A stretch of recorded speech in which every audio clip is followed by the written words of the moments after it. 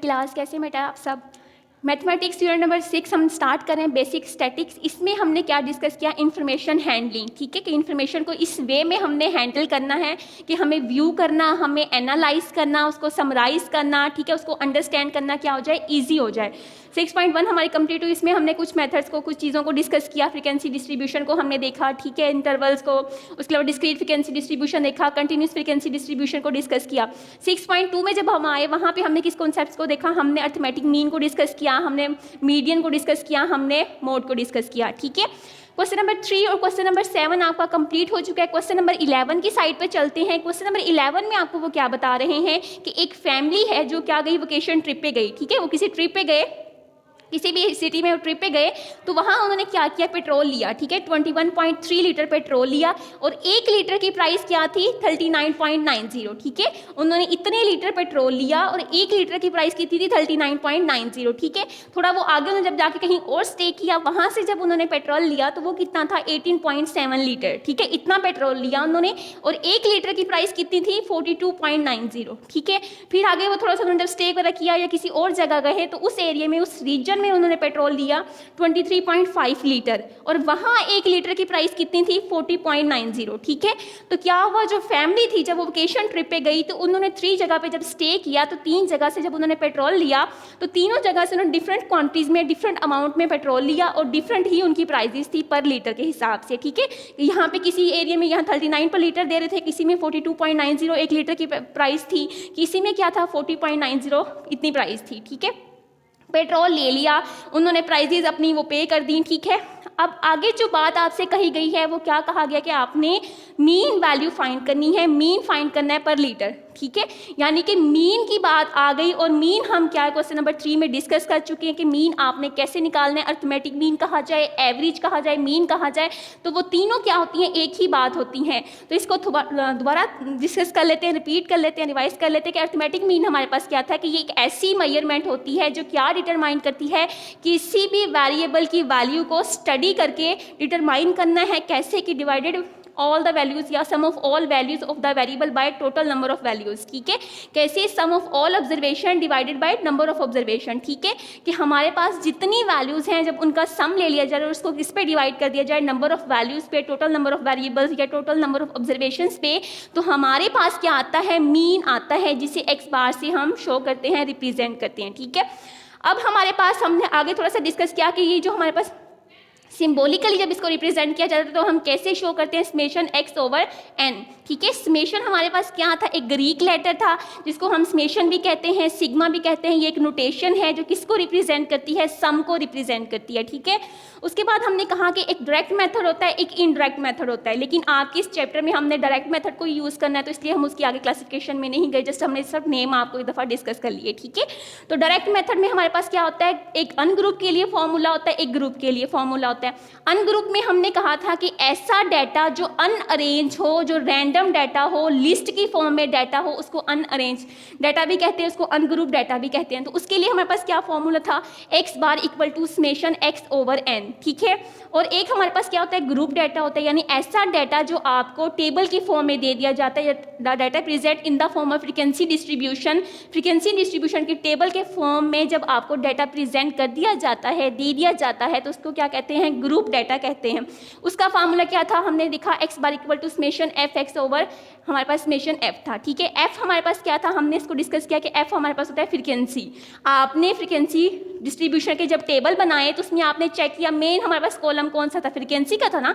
एक तो class interval का कॉलम था, एक हमारे पास टेलीमार्क्स का कॉलम था, एक इसका था फ्रीक्वेंसी, और मेन चीज़ ही हमारे पास क्या थी? फ्रीक्वेंसी थी। ठीक है, तो हमारे पास जब ग्रुप डाटा के लिए आप मीन फाइंड करते हैं तो वहाँ पे क्या फार्मूला यूज होता है? समेशन, यानी कि सम को रिप्रेजेंट कर रहा है। एफ हमारे पास क्या है? फ्रीक्वेंसी है। एक्स हमारे पास क्या है? स्पेसिफिक वैल्यूज होती हैं, वेरिएबल हम लेट करते हैं, उसकी तमाम वैल्यूज को क्या कहते हैं? एक्स कहते हैं।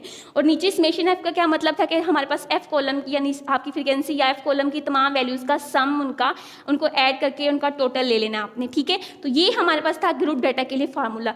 अब जो हमने क्वेश्चन नंबर 11 में आपको बात की दी गई चीज़ें, आपको इन्फॉर्मेशन जो डाटा गिवन था, जब हमने उसको देखा तो वो हमारे पास क्या था? उसका हमने कॉलम बनाया। ठीक है, कॉलम बना के हमने उसमें वैल्यूज़ को राइट किया। हम उसको ग्रुप डाटा की फॉर्म में ले आए हैं अपने वैल्यूज़ को, ठीक है, कि आपको वो इस तरह स्टेटमेंट की फॉर्म में भी अगर दिया हुआ है आपको डाटा, लेकिन वो लिस्ट की फॉर्म में डाटा नहीं दिया गया, वो हमारे पास ग्रुप डाटा की फॉर्म में चीज़ें आपको दी गई थी, तो हमने उसको टेबल की फॉर्म में रिप्रेजेंट कर दिया, ठीक है। उसको प्रेजेंट करने के लिए हमने टेबल बना लिया। अब क्या है, इसमें जो वैल्यूज़ आपको दी गई हैं, क्या उसमें फ्रीक्वेंसी का जिक्र आया, क्या उसमें वैल्यूज रिपीट हुई? फ्रीक्वेंसी हमने यही बताई थी ना बात, इसकी डेफिनेशन जब हमने देखी कि frequency is a number which indicate how often a value occur, कि फ्रीक्वेंसी एक ऐसा नंबर है जो बताता है कि डाटा में कोई नंबर कितनी दफ़ा आया है या कितनी दफ़ा वो आएगा, जैसे भी वो आपके पास फ्रीक्वेंसी आपको बताता है, ठीक है। लेकिन इसमें तो आपके पास जस्ट पेट्रोल की प्राइस दिया हुआ है आपको, ठीक है, 1 लीटर की ये प्राइस है, 1 लीटर की ये प्राइस है, 1 लीटर की ये प्राइस है, डिफरेंट एरियाज़ में, डिफरेंट जगह पे, रीजन्स पे, और बताया हुआ कि इतनी आपने, उन्होंने पेट्रोल लिया, फैमिली ने इतने लीटर पेट्रोल लिया, इतने लीटर पेट्रोल लिया, ठीक है। जब आपके पास इस टाइप का डाटा आ जाए जिसमें क्या हो कि आपको ऐसी वैल्यूज गिवन हो, ऐसी इंफॉर्मेशन गिवन हो, ऐसा डाटा गिवन हो जो क्या हो, वेट रखता हो, ठीक है, ऐसी क्वांटिटीज वो सॉलिड हो, वो लिक्विड हो, आपके पास राइस दे दिए जाएँ आपको, जैसे घी वगैरह आपके टाइप, इस टाइप का आपके पास डाटा दिया जाए, घी इतना है, मक्खन इतना लिया, दूध इतना, मिल्क इतना लिया, ठीक है, आटा इतना लिया, चावल इतने लिए, इस टाइप का डाटा हो गया, सॉलिड चीज़ें आपके पास, उसके बारे में इंफॉर्मेशन दी जाए, या आपके पास लिक्विड फॉर्म में चीज़ों की दी जाए कि इतने लीटर है पेट्रोल है, इतने लीटर वाटर है, इतना मिल्क वगैरह, इस तरह की चीज़ें आपके पास आ जाएँ, ठीक है। यानी कि सॉलिड चीज़ों के बारे में इंफॉर्मेशन दी जाए या लिक्विड वैल्यूज चीज़ों के बारे में इंफॉर्मेशन दी जाए कि इतने लीटर चीज़ ली, इतने लीटर चीज़ ली, यानी कि ऐसी चीज़ें, ऐसी इंफॉर्मेशन जिसमें आपके पास यूनिट ग्राम में चीज़ों को बताया जाए, किलोग्राम में बताया जाए, या लीटर की फॉर्म में बताया जाए, मिलीलीटर, लीटर, ठीक है। जब इस तरह की वेट वाली चीज़ों के बारे में आपको इंफॉर्मेशन दी जाए, और साथ किस चीज़ की बात हो, प्राइस की, कॉस्ट की, ठीक है, जो आप ले रहे हो, अगर राइस ले रहे हो तो राइस प्राइस आप उसके पैसे दोगे ना, आप पैसे दे के लोगे चीज़, ठीक है। तो वो पैसों की बात हुई, मनी की बात हुई, उसकी कॉस्ट की बात हुई, उसकी प्राइस की बात हुई, ठीक है। तो हमारे पास इसी तरह जब लीटर पेट्रोल्स की बात हो रही है तो इसमें भी वो क्या कह रहे हैं कि इतने लीटर पर उसके वैल्यूज़ हैं, जो पैसे हैं जो आपने उसको पे किया और पेट्रोल लिया है, ठीक है। तो ये पर लीटर आपके पास उन्होंने क्या दी, प्राइस आपको दे दी, पैसे बताए उन्होंने कि ये प्राइस है इसकी, ये इतनी मनी आपने दी है तो पेट्रोल लिया है, ठीक है, इतने पैसे दिए हैं। तो जब भी ऐसा डाटा हो जिसमें क्या है, वेट वाली चीज़ों की, वेट वाली क्वांटिटी की बात हो, या आपके पास प्राइस की बात की जाए, या आपके पास पैसों की बात की जाए, RS की बात की जाए, तो वहाँ पे हमारे पास जो मीन का फार्मूला लगता है उसे कहते हैं वेटेड मीन, ठीक है। वहाँ पे जो फार्मूला लगता है उसे क्या कहते हैं, वेटेड मीन कहते हैं। ये फार्मूला हमारे पास क्या होता है, एज यूजुअल रिप्रेजेंट किससे करते हैं हम, एक्स बार से, ठीक है। तो चूंकि ये वेट वाली चीज़ें हैं जो वेट रखती हैं, इनको हम मेजरमेंट कर सकते हैं, ठीक है, इनको मेजर किया जा सकता है, तो हमने साथ क्या लिख दिया, W लिख दिया, ठीक है, एक्स बार W, उसकी बेस के साथ उसकी छोटा सा यहाँ पे हम क्या रिप्रेजेंट कर देते हैं, W लिख देते हैं, जिससे ये शो होता है कि चीज़ें क्या हैं, वेट रखती हैं, क्वांटिटी हैं, ये इनकी क्वांटिटीज़ को मेजर किया जा सकता है, इनको यूनिट्स के अंदर लेके आ सकते हैं, हम किलोग्राम से ग्राम में कर सकते हैं, ग्राम से किलोग्राम में कर सकते हैं, इनको मेजर किया जा सकते हैं चीज़ों को, ठीक है। इस इन्फॉर्मेशन में हम ये काम कर सकते हैं। उसके बाद का जो फॉर्मूला है वो क्या है, summation WX over summation W। यहाँ पे आपको जरा देखें, इसमें क्या था, आपके पास F गिवन था, यानी कि फ्रीक्वेंसी, इसमें आपके पास फ्रीक्वेंसी नहीं है, वेट वाली चीज़ों की क्वांटिटी बताई हुई है, तो हमने जो वेट है W से रिप्रेजेंट करते हैं, तो हमने W ही ले लिया, ठीक है। समेशन W हो गया। X हमारे पास एज यूजुअल यहाँ भी X था, यहाँ भी X था, ये X क्या है, ये हमारे पास स्पेसिफिक नंबर्स को शो करता होता है, ठीक है। तो यहाँ पे हमारे पास स्पेसिफिक नंबर को शो करेगा, यहाँ पे इस फॉर्मूले में X इस चीज़ को शो करेगा, प्राइस को, कॉस्ट को, मनी को, ठीक है। तो W हमारे पास हो गया जो क्वांटिटीज हैं जो वेट रखती हैं, आपके पास पेट्रोल हो गया, आपके पास वाटर हो गया, आपके पास मिल्क हो गया, राइस हो गया, ठीक है, फ्लोर हो गया, ये चीज़ें जो वेट रखती हैं उनको हम W से रिप्रेजेंट करेंगे, जो उनकी प्राइस है, उनकी कॉस्ट है, उसको किससे रिप्रेजेंट करेंगे, X से रिप्रेजेंट करेंगे, ठीक है। और ओवर समेशन W, यानी कि जो वैल्यूज आपके पास क्वांटिटीज हैं जो वेट रखती है उन सबका क्या हो जाएगा, सम हो जाएगा। सेम वही फॉर्मूला है, जस्ट क्या चेंज हुआ है कि F की जगह पे W आ गया, वहाँ फ्रीक्वेंसी की बात होती है, यहाँ पे आपके पास वेट वाली क्वांटिटीज की बात होती है। हमने क्या किया, क्या चाहिए, W गिवन होगा आपको, X भी आपको गिवन होगा, वेट वाली चीज़ें भी आपको गिवन होगी, वो एटम्स भी आपको गिवन होंगे, X आपके पास प्राइस भी आपको गिवन होगी, चाहिए क्या, WX, यानी W और X की वैल्यूज़ का मल्टीपल वाला कॉलम चाहिए। तो हमने क्या किया, टेबल बनाया, टेबल में हमने 3 कॉलम्स ड्रॉ किए। फर्स्ट कॉलम हमारे पास क्या हो गया, कोई जो क्वांटिटीज हमें दी गई हैं इसमें किस चीज़ की बात हुई, पेट्रोल की बात हुई, तो हमने एक पेट्रोल वाला कॉलम बना लिया। ठीक है, तो यहाँ पे फर्स्ट रीजन में फर्स्ट जगह पे उन्होंने इतना पेट्रोल लिया, सेकंड में उन्होंने इतना लिया, थर्ड में उन्होंने इतना पेट्रोल लिया। ठीक है, उसके बाद हमें एक्स वाली चीज़ यानी कि जो प्राइस है, उसकी कॉस्ट है, जो मनी है, उसकी बात हुई है, तो उसका हमने एक कॉलम बना लिया कि इतने लीटर पेट्रोल लिया, 1 लीटर की प्राइस क्या है वो ये हो गई। ठीक है, फिर अगले रीजन में जाके अगली जगह पे जाके इतना पेट्रोल लिया, 1 लीटर की प्राइस कितनी है वो हमने साथ उन्होंने गिवन थी, आपके पास क्वेश्चन में गिवन है, वो हमने राइट कर दी। ठीक है, नेक्स्ट प्लेस पे जब वो गए, तीसरी जगह जब गए तो इतना पेट्रोल लिया, 1 लीटर की प्राइस कितनी है, इतनी, तो हमने उसके सामने राइट कर दी। ठीक है, उसके बाद क्या चाहिए, फार्मूला के अकॉर्डिंग Wx चाहिए, तो हमने ये W की वैल्यू, ये x की वैल्यू, इनका सिंपल मल्टीपल कर लिया, मल्टीप्लाई किया, तो ये हमारे पास आंसर आ गया। ठीक है, सिंपल हमने क्या किया, W गिवन है, x आपको गिवन है, जस्ट आपने तीसरे कॉलम में ये करना है कि W और x को मल्टीप्लाई करना है।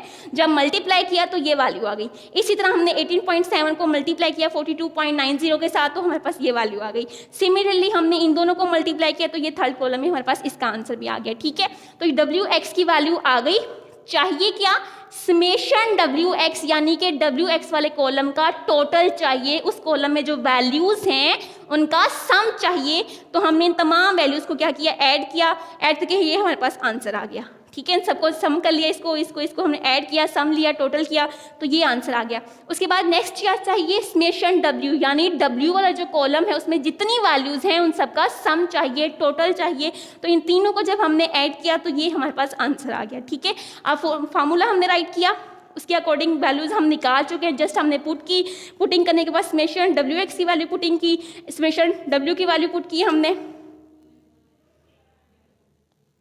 समेशन W की वैल्यू हमने पुट की, और जब इसको डिवाइड किया तो आंसर क्या आ गया, 41.15। आपके पास ये आंसर आ गया, मीन प्राइस आपके पास निकले पर लीटर। ठीक है, तो ये हमने मीन फाइंड कर लिया। मीन प्राइस उन्होंने पूछा हुआ था कि मीन प्राइस कितनी है पर पेड पर लीटर, कि 1 लीटर के हिसाब से जो उन्होंने रकम अदा की उसकी मीन प्राइस क्या है, तो वो हमने फाइंड कर ली 41.15, तो ये आपका आंसर आ गया। ठीक है, तो ये हमारे पास इस तरह की जब वैल्यूज आ जाए, इस तरह का डाटा इन्फॉर्मेशन गिवन हो, तो वो कौन सा आपके पास मीन होता है, वेटेड मीन। क्वेश्चन नंबर 12 की साइड पर चलते हैं।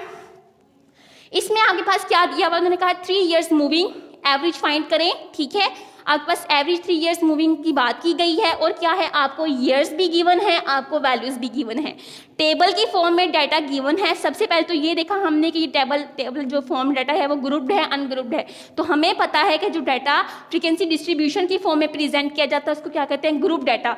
ये चीज़ तो कंफर्म हो गई कि ग्रुप डाटा है। अब या तो ये फार्मूला लगना था या ये फार्मूला लगना था। तो हमने देखा क्या इसमें फ्रीक्वेंसी की बात हुई, नहीं, इसमें फ्रीक्वेंसी कहीं भी डिस्कस नहीं हुई। फिर हमने देखा क्या ऐसी वैल्यूज थी जो क्वांटिटी हैं, जो वेट रखती हैं, जिनको मेजर किया जा सकता है, क्या कुछ ऐसी बात हुई, कॉस्ट की बात हुई, प्राइस की बात हुई, तो ऐसी भी कोई बात नहीं हुई। तो हमने उस फार्मूले को भी क्या कर दिया, इग्नोर कर दिया। अब हमने देखा बात तो अर्थमेटिक मीन की कर रहे हैं कि मीन फाइंड करें, लेकिन कुछ आगे भी लिखा हुआ है 3 इयर्स मूविंग लिखा हुआ है, तो तब हमारे पास कौन सा मीन यूज होगा, मूविंग मीन यूज होगा। ठीक है, तो ये हमारे पास एक नई मीन की डेफिनेशन, एक नया मीन निकला है, इसकी नई टाइप निकल आई कि एक हमारे पास क्या हो गया, ये जब फ्रीक्वेंसी गिवन होती है एक वो वाला मीन होता है, एक जब आपके पास वेट वाली क्वांटिटीज आ जाए वेटेड मीन, और जब आपके पास मूविंग वाली बात आए कि 3 इयर्स मूविंग 3 डेज मूविंग, तो उसे हम कहते हैं मूविंग मीन। इसमें आपके पास क्या होता है, ये चीज़ मूविंग मीन में क्या होता है, आपको या तो डेज दे दिए जाते हैं, दिन, ठीक है, संडे, मंडे, ट्यूसडे, वेडनेसडे, इस तरह करके आपको दिया जाता है डाटा, या आपको मंथ के अकॉर्डिंग डाटा दिया जाता है। ठीक है, जनवरी, फेब, मार्च, इस तरह अकॉर्डिंग डाटा दिया जाता है, या आपको ईयर्स के अकॉर्डिंग डाटा दिया जाता है। ठीक है, या तो आपके पास दिनों की बात होगी यानी डेज की, या मंथ की बात होगी, या आपके पास ईयर्स की बात होगी। ठीक है, आगे उनकी वैल्यूज अटेंडेंस के अकॉर्डिंग या किसी तरह और चीज़ के मुतल्लिक उसके आगे इंफॉर्मेशन दी जाती है, लेकिन बेसिक बात किसकी होती है, डेज, ईयर्स और मंथ की। ठीक है, तो जब हमने इसको देखा तो इसमें किस चीज़ की बात हुई थी, आपके पास टेबल में ईयर्स की बात हुई थी, 2001, 2002, 2003, 2004 एंड सो 2010 तक आपके पास बात की गई है ईयर्स की। ठीक है, आगे उनकी क्या की गई थी, वैल्यूज दी गई थी। अब मूविंग एवरेज के लिए हम क्या करते हैं, जो डाटा गिवन होता है 2 कॉलम्स में डाटा गिवन होता है हमें, वो 2 कॉलम्स और 2 कॉलम्स हमने खुद से क्रिएट किए, बनाए। ठीक है, वो 2 कॉलम्स हमारे पास क्या होते हैं, 3 इयर्स मूविंग, डाटा में गिवन है, आपको जो क्वेश्चन है उसमें गिवन है कि 3 इयर्स मूविंग के आपने बनाना है, 3 इयर्स मूविंग एवरेज निकालें, तो हमने क्या लिख लिया 3 इयर्स मूविंग, ठीक है। एवरेज में आपको पता है क्या करते हैं, sum of all values divided by number of total number of values, ठीक है, कि तमाम वैल्यूज का सम और उसके बाद क्या करते हैं टोटल नंबर ऑफ वैल्यूज, ठीक है। तो यहाँ पे हमने उसी चीज को, उसी डेफिनेशन को देखते हुए क्वेश्चन को सॉल्व करना है। तो क्या कहा गया, उन्होंने ये चीज आपको हिंट दे दिया 3 इयर्स मूविंग, ठीक है, कि 3 इयर्स मूविंग मतलब कि आपको बताया जा रहा है कि आपने 3 क्वांटिटीज का एवरेज निकालना है, 3 क्वांटिटीज का मीन लेना है। तो हमने सबसे पहले क्या किया, हमारे पास ये ईयर्स गिवन थे, वैल्यूज गिवन थी, हमने एक ब्लॉक बनाया उसमें 3 इयर्स मूविंग, नेक्स्ट उसके आगे मजीद 2 कॉलम बना लिए, क्या टोटल और एवरेज, ठीक है।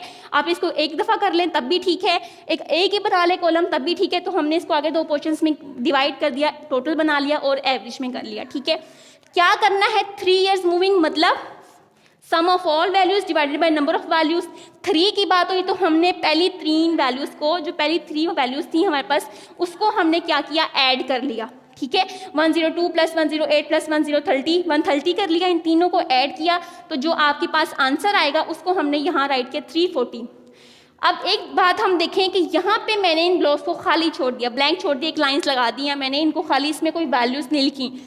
3 इयर्स मूविंग मतलब के 3 वैल्यूज को जमा करना है, ऐसे जमा करना है कि एक वैल्यू ले रही हूँ, उसके ऊपर भी वैल्यू हो, उसके नीचे भी वैल्यू हो, ठीक है।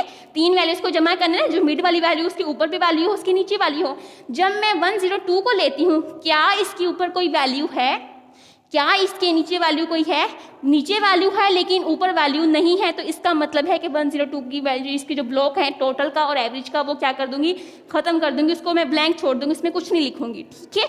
क्यों ऐसा किया, उन्होंने कहा कि 3 इयर्स मूविंग करना है, यानी कि आपने 3 क्वांटिटीज को, 3 वैल्यूज को ऐड करना है, और जो आंसर होगा वो मिड वाली वैल्यू के सामने राइट करना है, ठीक है। 3 वैल्यूज को ऐड करना है और आंसर को मिड वाली के सामने राइट करना है। अगर मैं इसके सामने आंसर लिखना चाहती हूँ तो इसका मतलब है इसके ऊपर भी वैल्यू चाहिए, नीचे भी वैल्यू चाहिए, नीचे है लेकिन ऊपर कुछ नहीं है, तो इसलिए मैंने इनको खाली छोड़ दिया, यहाँ पे जस्ट लाइंस लगा दी कि ये मेरे पास ब्लैंक है, इसमें कोई वैल्यू नहीं है। नेक्स्ट चलते हैं, 102 + 108 + 130, इन तीनों को ऐड किया तो आंसर क्या है 340। तो आंसर को आपने क्या किया, जो मिड वाली चीज थी उसके सामने राइट कर दिया, 340 राइट कर दिया, ठीक है। अब क्या करते जाना, 3 को ऐड करते जाना है, 3 जब ऐड हो गए तो उसमें से आपने फर्स्ट वाले को ड्रॉप कर देना है, नेक्स्ट 3 को ऐड कर देना है, फिर अब फर्स्ट वाले को ड्रॉप करके फिर नेक्स्ट 3 को ऐड करते जाना है, ठीक है। इन 3 को ऐड किया, आंसर को मिड वाले के सामने राइट किया 340। अब इसको ड्रॉप कर देना है, नेक्स्ट 3 को आपने ऐड करना है, 108 + 130 + 140, इनको ऐड किया, आंसर क्या है 378, तो उसको इसके सामने राइट कर दिया, ठीक है। ये किया आपने। अब क्या करना है, आपने इसको ड्रॉप कर देना है, पहले किसको ड्रॉप किया, 102 को खत्म कर दिया, छोड़ दिया, नेक्स्ट 3 को ऐड किया, अब इसको छोड़ दिया, अब आपने इन तीनों को ऐड करना है, ठीक है। 130 + 140 + 158, इन तीनों को ऐड किया, 428 आंसर आया, तो किसके सामने लिखना है, इसके सामने 428, ठीक है, कि हमने मिड वाली के सामने वैल्यू को लिखना होता है, ठीक है। उसके बाद क्या करना है, जब इन तीनों को ऐड कर लिया, आंसर लिख लिया, अब जो मिड वाली उससे ऊपर वाली को ड्रॉप कर देना है और नीचे वाली चीज़ों को ले लेना है। 130 को ड्रॉप किया, 140 + 158 + 180, ठीक है। इन तीनों को ऐड किया तो 478 आंसर आया, तो उसको हमने मिड वाली के सामने राइट कर दिया, 478, ठीक है। अब मिड से जो ऊपर वैल्यू है उसको हमने ड्रॉप किया, इग्नोर किया, और नेक्स्ट नीचे वाली 3 वैल्यूज ली, मिड और उससे नीचे 2, तो हमारे पास हमने इसको इग्नोर किया, 158, 180, 196, इन 3 वैल्यूज का सम लिया, तो हमारे पास क्या आंसर आ गया 534, और उसको हमने 180 के सामने राइट कर दिया, मिड वाली वैल्यूज के सामने राइट किया। सेम इस तरह ये आपको मैंने इसी तरह लाइंस लगा के बता दिया कि आपने क्या करते जाना, इन तीनों को ऐड करना है, आंसर इसके सामने, इन तीनों को ऐड किया तो आंसर 130 के सामने, इन तीनों को ऐड किया तो आंसर 140 के सामने, इन तीनों को ऐड किया तो आंसर 158 के सामने। जब 3 को ऐड कर लेते हैं तो आपने तीनों में से जो पहले वाली वैल्यू होती है उसको इग्नोर करके मिड वाली वैल्यू उससे नीचे और उससे एक नीचे हमने ले लेनी है, ऊपर से इग्नोर करते जाना है, नीचे से नई वैल्यूज को लेते जाना है, इंक्लूड करते जाना है, ठीक है। तो सारा आपने काम इसी तरह करना है, ठीक है। इन 3 को ऐड करेंगे तो वैल्यू 196 के आ गए, 196 + 210 + 220, तो आंसर किसके सामने लिखेंगे, 210 के सामने। नेक्स्ट इन 3 को ऐड करेंगे, 210 + 220 + 230, तो आंसर हमारे पास क्या है 660, तो हमने इसके सामने राइट कर दिया। लेकिन अब हमारे पास ये 3 हो गई, इसको ड्रॉप किया, बाकी कितनी बची, 2 बची वैल्यूज़। हमें कितनी चाहिए, 3 चाहिए, तो मतलब तीसरी वैल्यू कोई नहीं आ रही हमारे पास। तो जैसे ऊपर यहाँ इसके ऊपर कोई वैल्यू नहीं थी, इसकी नीचे कोई वैल्यू नहीं है, तो इसलिए हमने लास्ट वाले ब्लॉक्स भी क्या कर दिए, खाली छोड़ दिए, ऐसे ब्लैंक छोड़ दिए। हमने उसमें लाइंस लगा दी कि यहाँ पे कोई डाटा नहीं है, चूँकि इसके नीचे कोई वैल्यू नहीं है, इसी तरह इसके ऊपर कोई वैल्यू नहीं है, तो इनके सामने डाटा नहीं लिख सकते। आंसर हम किसके सामने लिखते हैं, मिड वाली वैल्यू के सामने लिखते हैं ना। तो ये 2 वैल्यूज़ हैं, नीचे 2 वैल्यू ही नहीं है, तो हमें तो 3 वैल्यूज़ चाहिए, ठीक है। तो इसी तरह हमने 3 को ऐड करते जाना है, 3 वैल्यूज़ को ऐड किया, आंसर मिड वाली के सामने लिख दिया, फिर फर्स्ट वाली को ड्रॉप कर दिया, नीचे से एक और वैल्यू इंक्लूड कर ली, उन 3 को सम लिया, आंसर मिड वाले के सामने लिख दिया, उस डाटा में से फर्स्ट को हमने ड्रॉप कर दिया, नीचे से नेक्स्ट एक वैल्यू ले लेते हैं, नीचे से इंक्लूड कर देते हैं। सारा काम हमने इसी तरह किया, ठीक है। तो ये हमारे पास क्या आ गया, टोटल आ गया। आगे क्या लिखा हुआ है, एवरेज। तो एवरेज मतलब कि हमने कितने का मीन लिया है, 3 वैल्यूज़ का हम निकाल रहे हैं। तो ये जो आपका आंसर है, इसको हमने क्या करना है, 3 पे डिवाइड करते जाना है, ठीक है। आपने यही देखा ना, sum of observation divided by total number of observation. तो कितनी वैल्यूज़ ले रहे हैं, 3। आप ये डायरेक्ट भी कर सकते हैं कि तीनों को ऐड करके डिवाइडेड बाय 3, ठीक है। 102 + 108 + 1030 डिवाइडेड बाय 3, ठीक है। लेकिन हमने अपनी इजी वे करने के लिए 2s के कॉलम्स बना लिए। तो आपने सबसे पहले क्या किया, ऐड कर लिया 3 को, उसके बाद आपने क्या करना है, एवरेज निकालने के लिए 3 पे डिवाइड कर देना है। तो हमने 340 को 3 पे डिवाइड किया, तो 113.3 आपके पास आंसर आ गया, ठीक है। 113.3 आपके पास आंसर आ गया। इसी तरह हमने इसको डिवाइड किया, 378 डिवाइडेड बाय 3, तो 126 आपके पास आंसर आ गया। फिर 428 को 3 पे डिवाइड किया, तो 142.7 आपके पास आंसर आ गया। 478 को डिवाइड किया, तो 159.3 आपके पास आंसर आ गया। 534 को डिवाइड किया, तो 178 आपके पास आंसर आ गया।